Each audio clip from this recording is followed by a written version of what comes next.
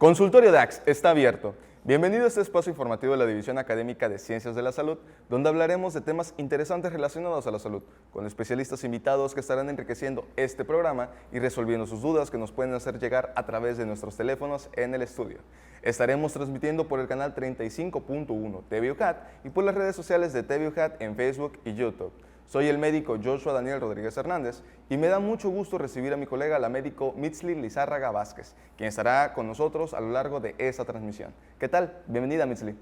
Gracias, doctor Joshua. Hola, ¿qué tal a todos los que nos ven? Estamos muy contentos de estar con ustedes hoy en esta nueva emisión. Recuerden que nos pueden ver por televisión o desde sus dispositivos móviles. Los invitamos a compartir con sus seres queridos, familiares y amigos esta transmisión, la cual les garantizo les va a encantar. Hoy hablaremos acerca de la educación sexual en la etapa infantil, un tema de suma importancia para todos nuestros niños y adolescentes que debemos conocer y aprender para mejorar el desarrollo de nuestros pequeños. Pero antes veamos Legado UJAT.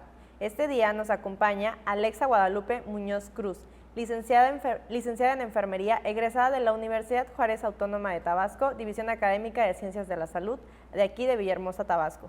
Cuenta con 2 años de experiencia en el campo laboral, más la experiencia añadida durante su formación académica en distintos campos clínicos, quien ha sido acreedora al premio Ceneval al desempeño de excelencia. Bienvenida, Alexa, y muchas felicidades por este gran desempeño. Muchas gracias por invitarme. Estoy muy No, contenta. claro, al contrario, para nosotros es un honor tenerlos aquí con nosotros y nos gustaría que nos cuentes un poquito más acerca de todo lo que pasó en este proceso. Claro que Efectivamente, más que nada que nos presumas un poco, que nos digas cómo fue tu proceso, todo esto de que nos acabamos de enterar de este reconocimiento que tuviste, que pues la verdad, tanto para tu carrera como para el hecho de tu relación de trabajo es bastante importante. ¿Será que nos puedas comentar un poquito de cómo te sentiste al conseguir este logro en tu examen Ceneval? Bueno, más que sentirme contenta, sentí una gran satisfacción porque es un reconocimiento que más que nada, bueno, me da satisfacción porque me preparé muchos años en mi carrera, pues son 4 años de carrera, entonces es como reconocer lo que uno a nivel personal realiza, ¿no? Yo siempre fui muy clara que quería estudiar enfermería, entonces al recibir este reconocimiento no solo fue algo satisfactorio para mí, sino también para mis padres que siempre me han apoyado y que han sido un pilar importante en mi preparación. Entonces, no solo con mis padres, conmigo, con mis hermanos, fue algo que me dio mucha alegría, porque pues no siempre se les reconoce a los alumnos a veces los logros que tienen, ¿no? Claro. Entonces, sí. que el Ceneval tome esa iniciativa de reconocer a los alumnos que tienen ese galardón de excelencia, pues es algo muy padre, se lo reconozco mucho y pues nada, más que nada muy contenta. Claro, como no, imagínate, o sea, esto es un punto muy importante porque el promedio que debiste haber sacado del examen pues no es cosa fácil. ¿Qué más que esto para explicar que como profesional estás apta para trabajar? No, y sí, es un logro que realmente tienes que sentirte demasiado orgullosa porque lo lograste con mucho estudio, mucho esfuerzo y que se te reconozca es muy bonito. Nos gustaría saber un poquito más acerca de cómo fue este proceso para el cual tú llegaste a inscribirte para el EGEL, cuándo fue lo de la entrega del premio, si hiciste algún proceso, ¿cómo fue todo eso? Bueno, creo que el proceso inicia y fue un proceso igual parecido a los de mis demás compañeros, desde que tomas la decisión de titularte por examen de conocimientos, ¿no? Desde que haces el registro en la plataforma, te presentas el día del examen, entonces es como una preparación previa porque pues estudias mucho, buscas información, es una preparación previa muy muy grande, entonces pues yo me preparé, creo que como todos, con meses de anticipación. Desde que supe que quería presentar examen, comencé a buscar información, comencé a leer la guía porque te dan una guía para prepararte y pues igual me sirvió mucho la experiencia laboral que he tenido en los campos clínicos. Creo que la parte práctica es muy muy importante, fue de las cosas que más me ayudó al momento de presentar mi examen, porque es muy diferente lo teórico a lo práctico, entonces desde ahí comienza esa preparación. Yo la verdad nunca pensé obtener ese reconocimiento. Al momento de presentar el examen, pues como todos mis compañeros, muy nerviosa, pero pues a pesar de que fue un largo día durante la presentación de ese examen, pues al término, ¿no? Pues te sientes muy tranquila porque sabes que plasmaste los conocimientos que llevaste durante toda tu carrera y sabes que lo que respondiste es lo que está a nivel de tu conocimiento, entonces pues todo fue parte de ello, ¿no? Para obtener el reconocimiento, a mí pues me avisaron por parte de la UJAT. Bueno, primero que nada, cuando entregan los resultados, pues ves que tu desempeño es no es satisfactorio, no es satisfactorio, tampoco sobresaliente. Es sobresaliente, Okay. exacto. Entonces ahí ya te das una idea de que tuviste un buen puntaje, también te dan la oportunidad de ver los puntajes que obtuviste, pero no pensé que por eso te fueran a dar un reconocimiento. Y yo pensé que era algo que pues muchos obtenían, pero ya leyendo un poquito más, informándonos un poquito más, nos comentaron que solo el 1% del alumnado que presenta este examen son los que obtienen este reconocimiento. Imagínate. Sí, y ya nos hicieron la llamada a los que lo obtuvimos y ya nos invitaron a la ceremonia, que normalmente se hace una ceremonia a nivel nacional, pero se nos da la facilidad de tener una ceremonia aquí por parte de la UJAT, que me parece excelente. Sí. Y pues ahí nos entregaron el reconocimiento, no solo a mí, sino a otros compañeros de otras divisiones que también obtuvieron este premio de excelencia. Perfecto, Alexa. Alexa, aparte de este reconocimiento, ¿qué fue qué otra cosa hubo en este evento? ¿De qué más fuiste partícipe? Nos comentaron que también diste algunas palabras en ese momento y que hicieron entrega de algún regalo, ¿o qué fue? Bueno, en ese evento las palabras las dio una compañera. Nos hicieron entrega de un fistol, que es el reconocimiento que te da, aparte del reconocimiento, la constancia que se nos da, nos entregan un fistol. Y también, no solo a mí, a mis demás compañeros les hicieron preguntas por parte de TV UJAT, que también estuvo presente ahí.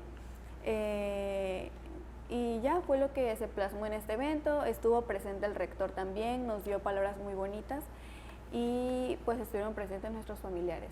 Ok. Alexa, ¿algún consejo que quisieras dar a toda la comunidad estudiantil que está próxima a presentar la titulación, que nos quisieras compartir? Primero que nada, que tengan mucha confianza en sí mismos. Creo que la confianza es súper, súper importante. También que se preparen, que lean mucho.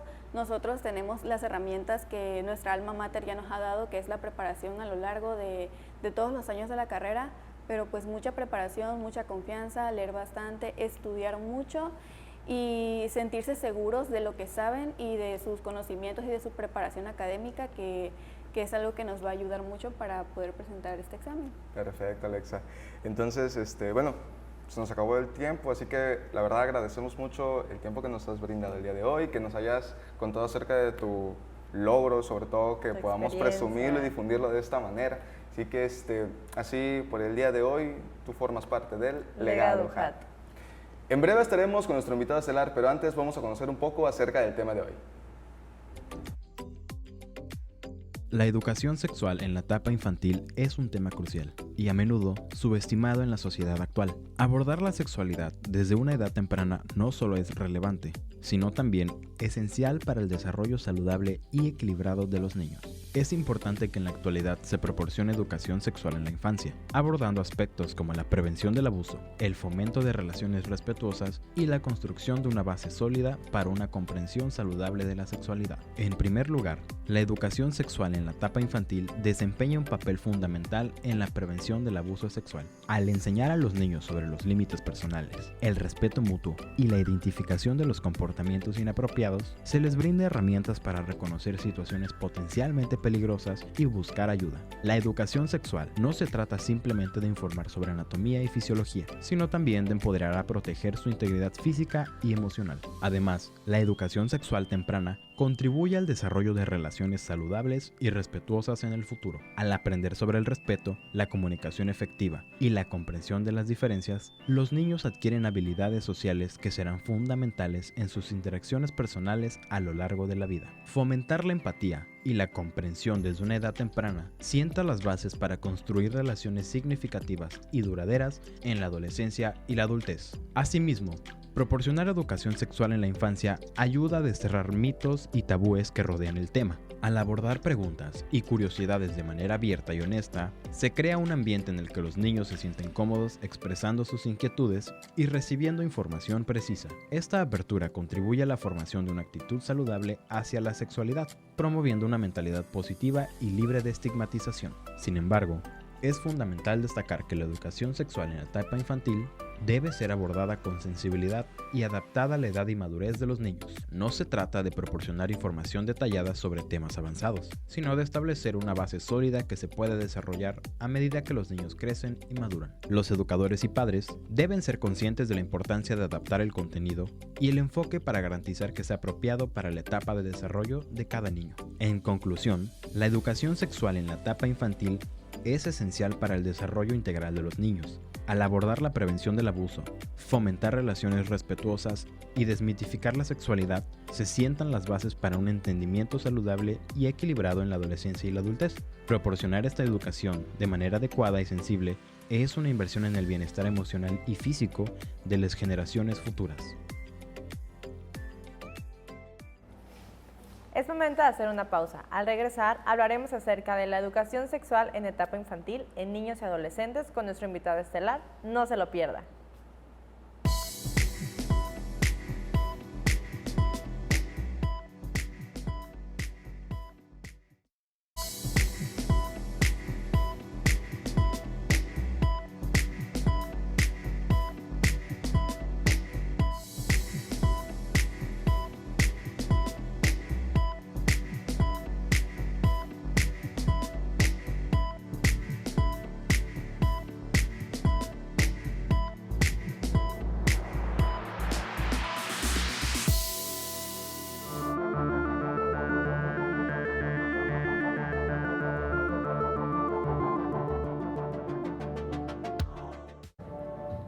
Estamos de regreso y este día en la consulta nos acompaña el doctor Miguel Ángel Escalante Cantú.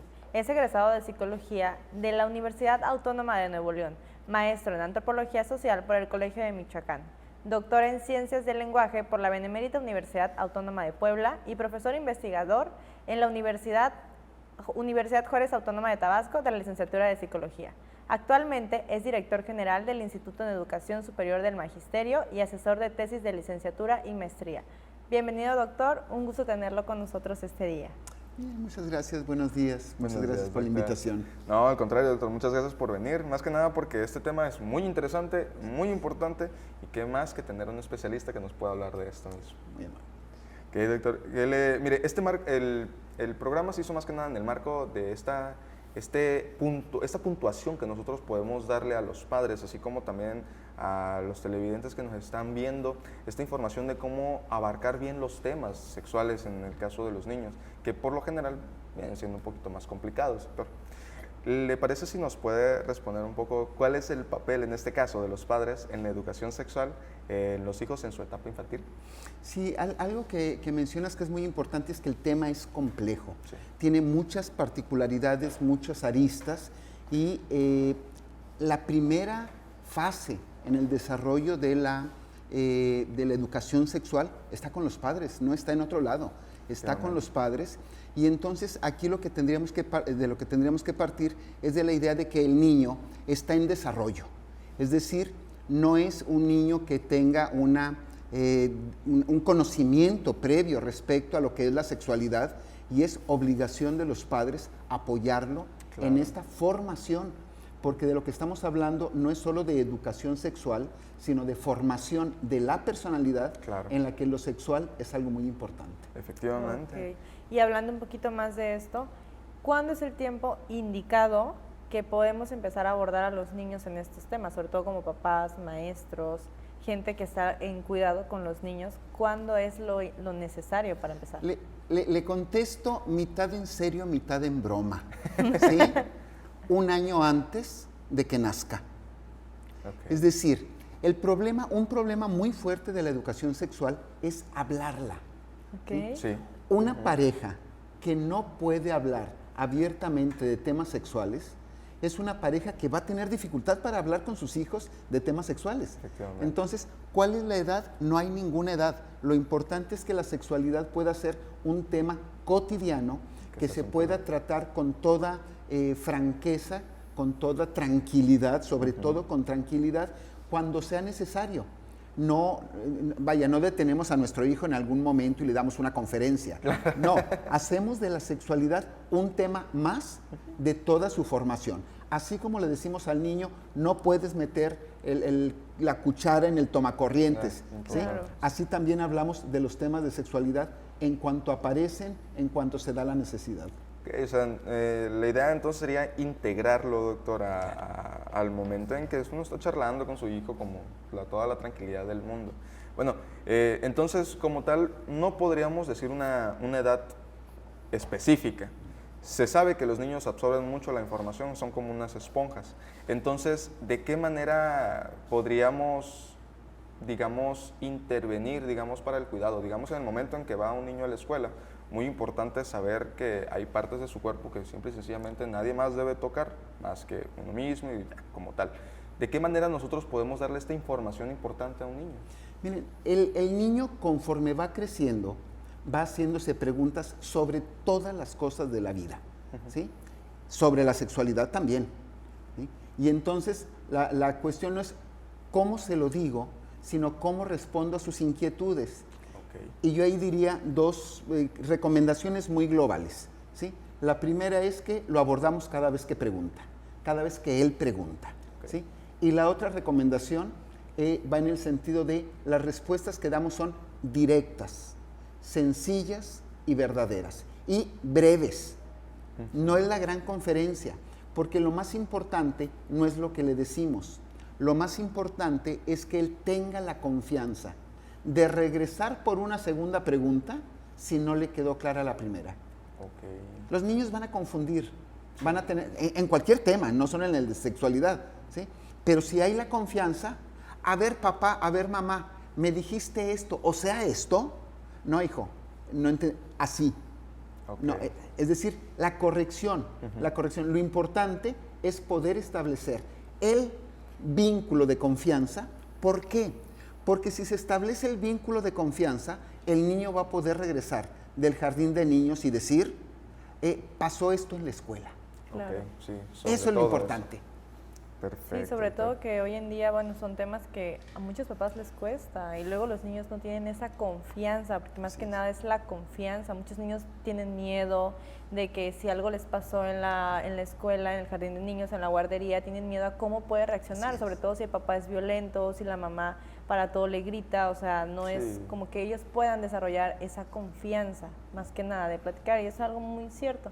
Ahora bien, nos gustaría saber cuál es la importancia, ya que hablamos un poquito o establecemos esos límites de confianza, cómo es lo apropiado, el lenguaje apropiado que podemos usar con nuestros niños para enseñarles un poquito más acerca de la sexualidad. Sí, aquí hay dos cosas. Una, me gustaría enfatizar esto porque se habla poco de ello. Claro. ¿Sí? El asunto de que la mayor dificultad que tienen los padres de familia es que como padres nos da pena. Sí. ¿Sí? Entonces, no es cómo lo digo, no es cómo lo escucha, no es qué lenguaje, todo eso es importante, por supuesto, pero algo que es muy importante es por qué me da pena. Ese es la asignatura pendiente que tenemos a nivel social en la educación sexual. Distinguir por qué me da pena, ¿sí? Y igual quisiera hacer una recomendación en este sentido. Claro. Cuando yo hablo de sexualidad con mi hijo, algo muy importante es entender que no hablo de mi sexualidad. Okay. Hablo de la sexualidad en términos generales, en términos teóricos. Es decir, papá, ¿por qué una niña o por qué la mamá de una niña tal o cual cosa? Y uno no dice, bueno, es que yo vivo así o vivo asá. O yo hago esto. O yo hago esto, yo hago lo otro. Es decir, uno no cuenta su sexualidad. Lo que uno puede contarle a los niños es, bueno, en el mundo que nos tocó vivir o en la sociedad o como lo quiera uno decir, hay gente que se porta así, hay gente que se porta de esta otra manera y en nuestra familia, hijo, nos portamos así. Respetamos todo, pero en nuestra familia lo que nosotros creemos que nos puede hacer felices o que es correcto, es esto. Y entonces uno puede presentar su propia moral sexual de la familia, ¿sí? Sin entrar en confrontación con los demás, pero también marcando los límites. Porque aquí hay una cuestión. A los padres nos da pena, pero a los que hacen contenidos sexuales para los medios no les da nada de pena. Y nuestros hijos están altamente expuestos a la violencia de una mala educación. Sí, claro. Y por ejemplo, en este caso, doctor, para poder marcar ese punto de respeto y esos límites, ¿cómo podríamos hacer? Bueno, voy a insistir en esto, en la idea de que haya confianza, que yo no platico mi sexualidad con mis hijos, sino que lo llevo al campo de lo teórico, por decirlo de alguna manera. Y bueno, hay cosas muy claras, ya las dijo usted hace un momento, ¿sí? Al hijo se le enseña. El cuerpo es privado, hay partes del cuerpo que se pueden tocar, como el saludo de manos, ¿sí? Pero hay partes que no, hay partes que son privadas, es decir, uno enseña el pudor. Claro. ¿Sí? El pudor lo enseña con la propia conducta de la familia, ¿sí? Y se lo dice al hijo. Hijo, tu cuerpo es privado. Es tuyo. Es tuyo y nadie puede tocar partes de tu cuerpo, ¿sí? Sin tu consentimiento, porque son privadas. Claro. Claro. Y hablando un poquito igual más de ello, ¿cuáles serían los desafíos más comunes que se presentan al hablar de la educación sexual en los niños? El más grande de todos es resolver la pena. Es el más grande de todos, porque además tenemos una propuesta muy fuerte. La educación sexual se habla ahora de que es importante, pero al decir que es importante, pero no explicar cómo, lo que ha ocurrido es que todo mundo habla de sexualidad, menos los que deberían. Claro. ¿Sí? Y entonces un reto es justamente poder hablarlo y hablarlo de manera correcta y no de manera inductiva, porque, voy a insistir en esto, los medios están sexualizando a nuestros niños, están induciendo la sexualidad.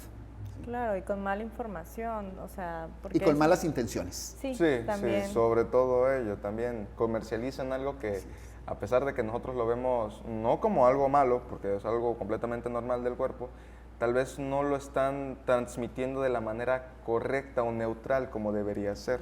Así es. Okay, entonces, doctor, por el momento haremos una pequeña pausa, ¿sí?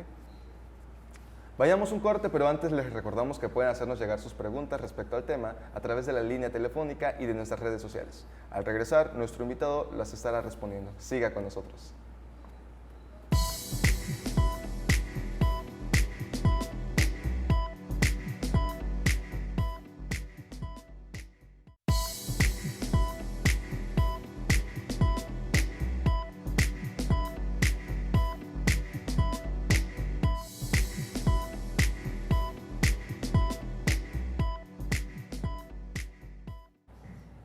Ya estamos de vuelta con el doctor Miguel Ángel Escalante Cantú. Muchas gracias por seguir con nosotros. Y antes de irnos a promocionales, precisamente hablábamos acerca de la educación infantil de la educación sexual en etapa infantil. Doctor, no, antes de que nos fuéramos a promocionales, estábamos hablando acerca de esta forma de la contribución. ¿Nos podría comentar cómo sería la contribución que podría dar el educador a los niños para esta educación sexual en la etapa infantil? Sabemos ya, como nos había planteado, doctor, que los padres son los principales que deben dar esta información, pero los educadores, ¿cómo pueden ayudar a esta información? Sí, la familia tiene una información implícita, intuitiva, moral, ¿sí? La escuela tiene una obligación de una educación más formal. Claro. Pero, como lo decía hace rato, los padres están apenados y agregaré otra cosa, asustados. Entonces, cuando la escuela intenta dar educación sexual y se opone a las creencias o a los temores de la familia, hay choques muy fuertes. ¿Qué tendría que hacer el educador? Lo primero es platicar con los padres y acordar con los padres qué es importante y por qué es importante que los niños reciban educación sexual. Incluso que el educador le puede explicar al padre, ¿sí?, qué es lo que va a hablar con los niños, ¿sí? Que puede hablar. A veces hay cosas que podrían ser habladas, pero que el padre dice, todavía no. Bueno, no importa, abramos el tema. Claro. Abramos el tema porque lo importante, voy a insistir mucho en ello, ¿sí? Lo importante es que se tenga la confianza para hablar del tema. Y entonces la primera confianza que se tiene que construir es entre el educador y el padre. Si Claro. se puede construir esa confianza, muchas cosas que el educador podría decir, termina diciéndolas el padre en casa, porque el educador le echó la mano al padre de Claro. familia que no sabía cómo hacerlo. Y entonces ese es el primer camino, que haya un acuerdo entre padres y maestros, y decirlo. Los programas de estudio oficiales, en su gran mayoría, tienen esa preparación, están diseñados para eso. Pero si el maestro tiene temor también y el padre tiene temor y no se ponen de acuerdo, va a haber un choque. Va a haber un choque, y lo único que hacen con ese choque es generar el vacío para que entre la información fuera de escuela y fuera de casa, Sí. que ya lo hemos dicho, no es la mejor. Sí, claro, ya confunden en este caso a los niños, ya no tienen esa facilidad. Está perfecto así entonces, doctor. La idea entonces es de que llegue el niño, el punto que llegue a la casa, y que esas mismas dudas que pueda tener en la escuela las pueda contestar con su familia sin ningún problema. Claro, y que haya esa confianza de que el papá no tenga esa pena de poder contestarle las preguntas, Claro. sobre todo eso. Y hablando un poquito de las escuelas, ¿cómo la escuela podría intervenir o cómo los niveles educativos pueden intervenir cuando hay un caso de abuso sexual? Que es algo que hoy en día pues, es común, o sea, que pase. Sí, bueno, lo decíamos hace rato, la sexualidad es algo complejo. Entonces yo pensaría en varios niveles. Un nivel es el nivel legal, ¿sí? Otro nivel es el nivel educativo y otro nivel es el nivel emocional, ¿sí? Algo que se abandona mucho es el nivel emocional. Es decir, si un niño está en una situación específica, lo primero es atender cómo se siente. Esto es lo primero. Si nosotros abordamos primero otro nivel como el nivel legal, generamos tensión, ¿sí? Y ojo, no podemos abandonar el nivel legal, tenemos una responsabilidad legal de intervenir. Es decir, si yo como profesor me entero de un abuso sexual y no lo denuncio, ¿sí? Estoy infringiendo la ley. Claro. Puedo ser ¿Sancionado? sancionado. Puedo ser claro. sancionado porque la ley me obliga, ¿sí? Pero esto no puede ser la primera preocupación de un educador, ¿sí? El educador tiene que preocuparse por el niño. Lo primero, el niño, ¿sí? Claro. Habría mucho que decir en ese sentido. Bueno, a mí me ha tocado atender situaciones en escuela, pero las he atendido como psicólogo adscrito a escuela. Ajá. Y es un abordaje muy específico. Es una rama diferente. Sí, pero el educador también tendría que tener mínimamente la sensibilidad para poder escuchar al niño y darle cauce a las emociones antes de pasar Abordar. al siguiente nivel, al nivel educativo y al nivel legal, que tienen que ser abordados, y otros niveles también, pero esto es los más. Sí, claro, sobre todo porque son menores de edad, son niños, Sí. o sea, tienen que abordar el nivel legal. Como médicos, desde un abuso, cuando son menores de edad, tienes que levantar una denuncia. Cuando ya son mayores de edad, bueno, consideras la decisión del paciente. Aconsejar, sí. Entonces, doctor, ¿usted creería que sería una buena práctica el instruir a los educadores para poder tomar estos temas de la manera más correcta? Sí, yo he trabajado talleres de sexualidad a docentes, lo hice ya hace algunos años, a educadoras para nivel preescolar, y lo consideramos muy, muy importante. Ahora, algo que yo no he visto hasta ahora, que se aborde en estos talleres de educación sexual, es algo que en este momento es una preocupación personal, el asunto de analizar por qué nos da pena hablar de sexualidad. Voy a insistir mucho en ello, porque no he encontrado ese asunto. Siempre estamos hablando de lo que le pasa al alumno, ¿sí?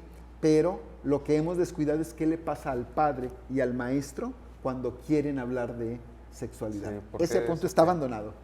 El por qué da esa pena, porque no hay la facilidad para hablarlo. Bueno, tal vez quizás ese miedo al prejuicio, tal vez muy importante que se debe de tomar. Bueno, en este caso, doctor, para la cuestión de la forma de enseñar, ¿usted cree que es recomendable que se utilicen materiales específicos para la enseñanza de la educación sexual en los niños? Todo el tiempo. Les pongo un ejemplo de un texto, una psicoanalista francesa, François Dolton, decía, si un maestro encuentra 2 niños desnudos en el jardín de niños, en el baño, ¿sí?, uno puede interpretar la conducta y uno dice, están teniendo una práctica. Dolto dice, a lo mejor están haciendo una pregunta que no pueden formular de manera verbal y tratan de resolverla en la práctica. Ok, ¿qué tienes?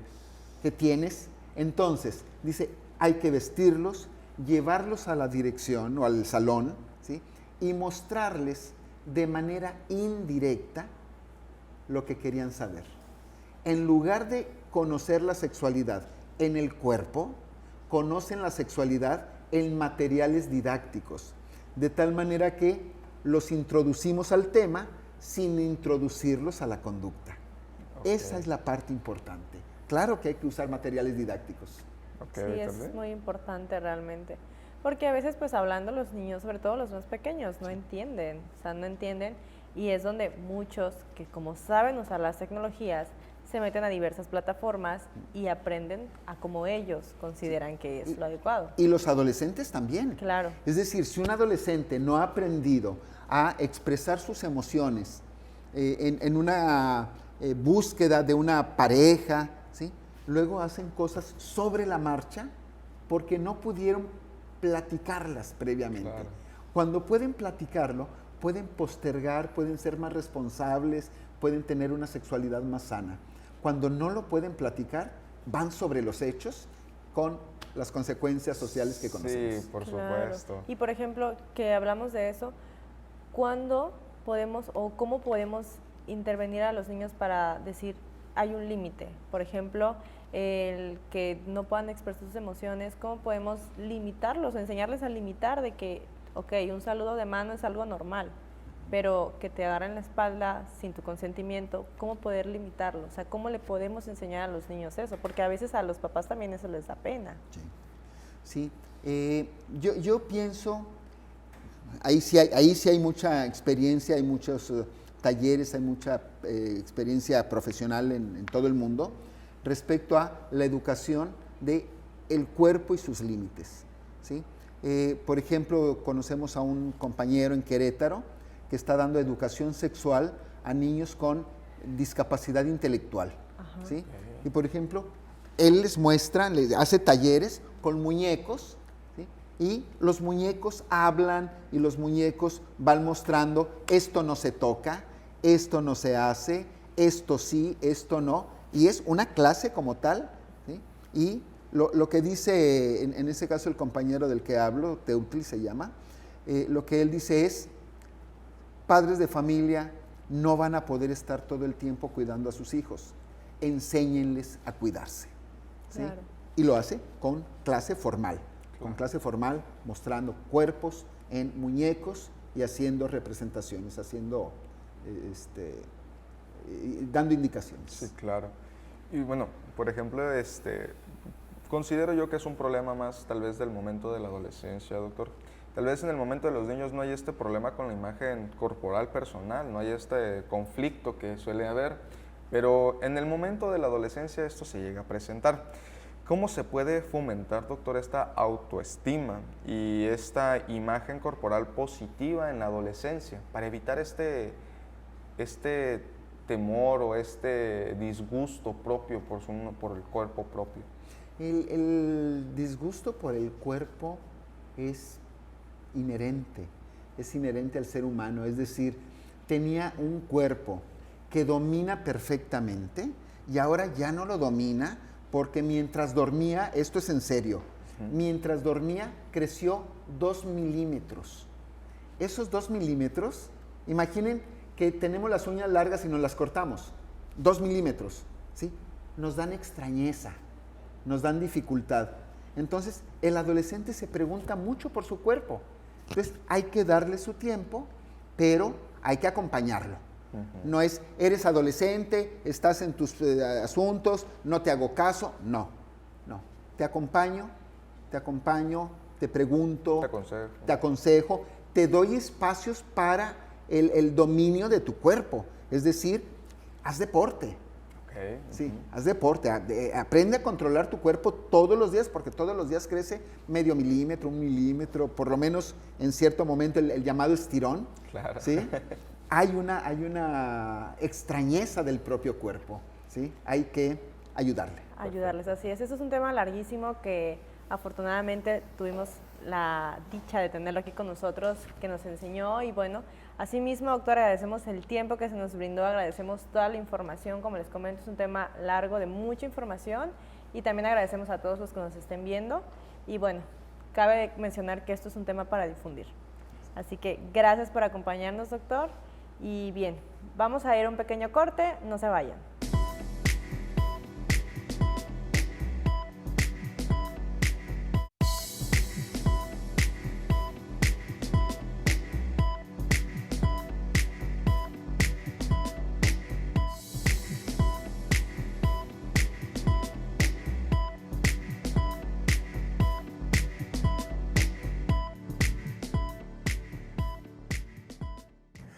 Continuando con el programa, ahora nos sentimos orgullosos de presentarles Investigaciones DAX, la sección donde te mostraremos los trabajos de los profesores investigadores de nuestra coordinación de investigación y posgrado.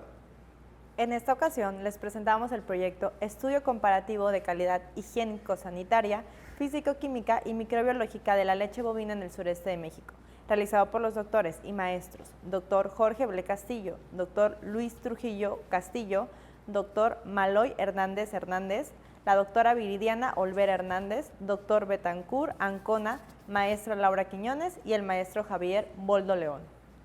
De acuerdo con la investigación, la importancia alimentaria de la leche y de la vaca por la nutrición humana reside en que se consideran un alimento completo al aportar elementos tales como carbohidratos, lípidos, proteínas y minerales, por mencionar calcio, cloro, cobre, fósforo, hierro, magnesio, potasio, sodio, yodo y zinc.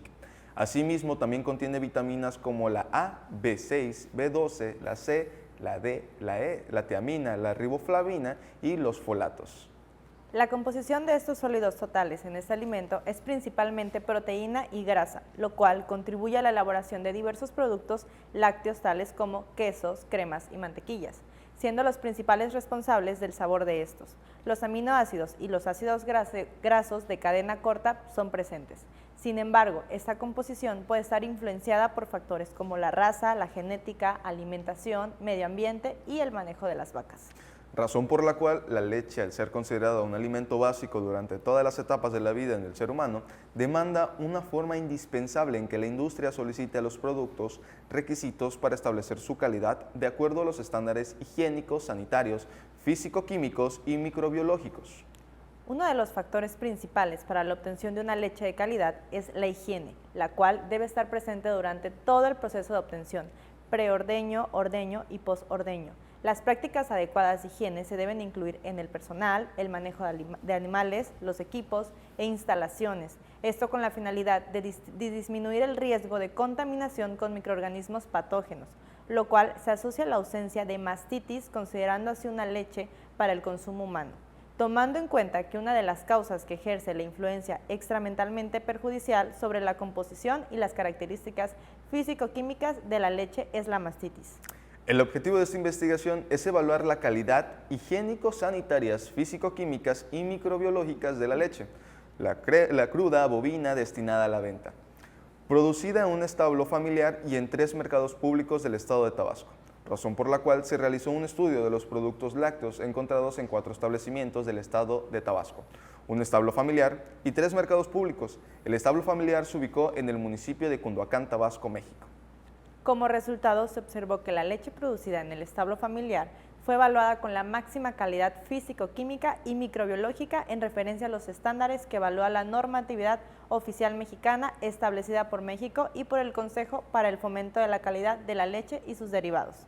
En cambio, la leche en los 3 mercados públicos se consideró de rechazo, indicando posible contaminación durante los procesos de ordeñamiento, así como el manejo y transporte hacia los mercados públicos. Con esto se llega a la conclusión que las muestras de leche provenientes de los mercados públicos se consideran no aptas para el consumo humano, ni para la elaboración de los subproductos. Esto fue Investigaciones DAX. Existen cosas que por muy comunes que lleguen a ser, no dejan de significar un riesgo para la salud. Esto es, hábitos que dañan.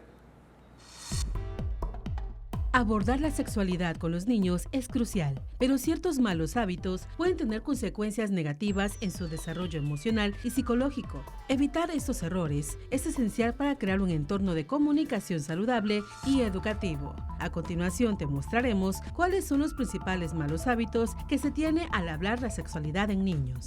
Ignorar o evadir preguntas. Eludir o ignorar las preguntas de los niños sobre sexualidad puede crear una percepción de que el tema es tabú o vergonzoso. Esto puede generar confusión y ansiedad en los niños. Falta de apertura y comunicación. No fomentar un ambiente abierto y sin juicios puede inhibir la capacidad del niño para compartir sus preguntas o preocupaciones sobre la sexualidad. La falta de comunicación puede perpetuar malentendidos y generar desconexión. Proporcionar información inexacta o engañosa. Ofrecer información errónea o basada en mitos puede conducir a percepciones equivocadas sobre la sexualidad. La desinformación puede afectar negativamente la actitud del niño hacia su propio cuerpo y las relaciones afectivas. No adaptar la conversación a la edad del niño. No ajustar el nivel de detalle y complejidad de la información según la edad y la madurez del niño puede resultar abrumador. Proporcionar demasiada información o muy poca puede ser contraproducente. No establecer valores claros.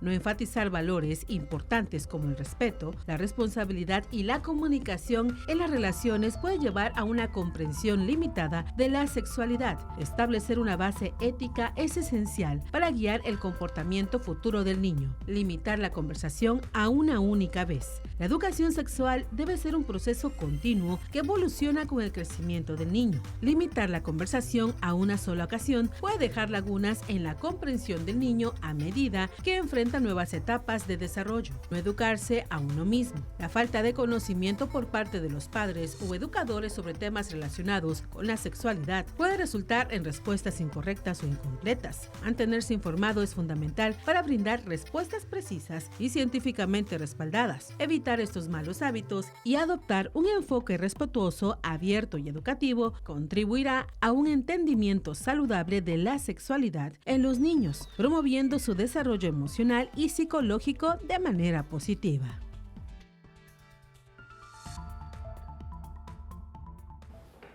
Así que ya lo sabes, estas costumbres son hábitos que dañan. Ahora vamos con educación saludable.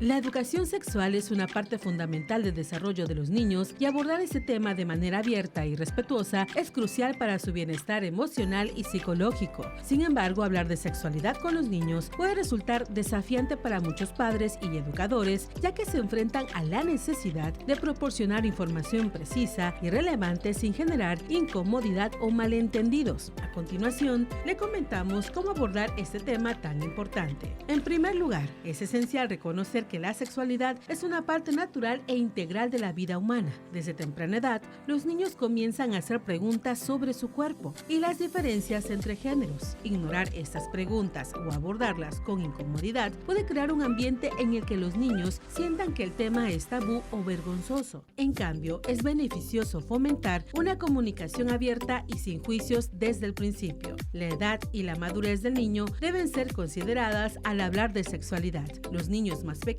pueden requerir respuestas simples y directas, mientras que los adolescentes pueden necesitar información más detallada. Es crucial adaptar el lenguaje y el nivel de detalle a la capacidad de comprensión de cada niño, evitando sobrecargarlos con información que pueda resultar confusa o perturbadora. Un enfoque positivo y saludable hacia la sexualidad implica establecer una base de confianza y apertura. Los padres y educadores deben crear un ambiente en el que los niños se sientan seguros al hacer preguntas sin temor a ser juzgados. Además, es importante enfatizar valores como el respeto, la responsabilidad y la comunicación en las relaciones afectivas. La educación sexual no debe limitarse a una única conversación. Es un proceso continuo que evoluciona a medida que el niño crece y se desarrolla. Las conversaciones deben ser oportunas y adaptarse a medida que surjan preguntas o situaciones específicas. Mantener líneas de comunicación abiertas ayuda a los niños a sentirse más cómodos al discutir temas relacionados con la sexualidad a medida que avanzan en las diferentes etapas de su vida.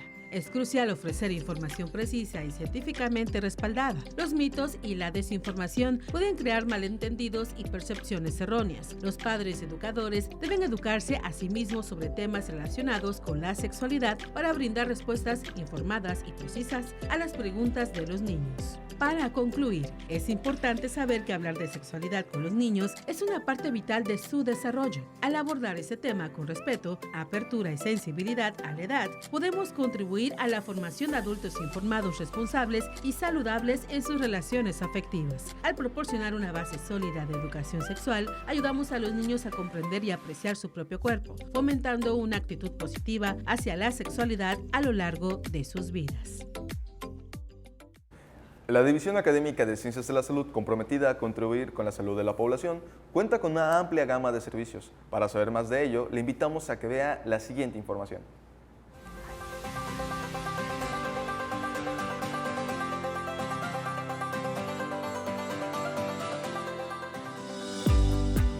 La División Académica de Ciencias de la Salud ofrece los siguientes servicios para la comunidad universitaria y público en general.